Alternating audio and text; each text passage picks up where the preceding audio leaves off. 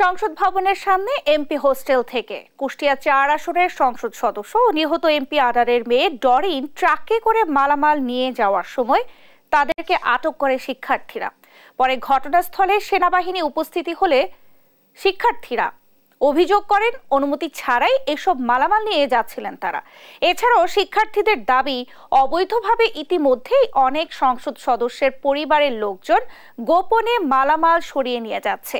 এ সময় সেনাবাহিনীর উপস্থিতিতে প্রয়োজনীয় জিনিস ছাড়া তাদেরকে বাকি মালামাল নিতে দেয়নি শিক্ষার্থীরা।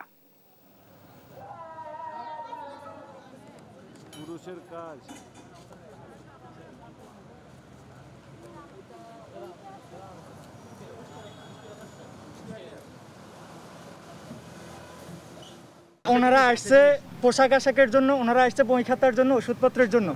এসব সিম্পল ব্যাপারের জন্য একটা সাধারণ ফ্যামিলিও দেশের এই সিচুয়েশনে আসবে না। হ্যাঁ, বুঝতে পারছি। ওনারা কুষ্টিয়া থেকে আসছে, আর দেশের এই সিচুয়েশনে কুষ্টিয়া থেকে সিম্পল ব্যাপারের জন্য, কেতাবালিশের জন্য আসবে না। এইখানে যারা কেয়ারটেকার আছে ওনারা বলছিল যে আমরা ক্লিয়ারেন্স দেখে তারপর আপনাদেরকে মাল নিয়ে যেতে দেবো, অথচ ওনারা ক্লিয়ারেন্স দেখায় নাই। আর্মির একজন অফিসার আইসা এই জায়গায় অলরেডি মাল ছেড়ে দিয়েছিল। যখন যমুনা টেলিভিশন আসছে সব আর্মি এই জায়গা থেকে পালাইছে।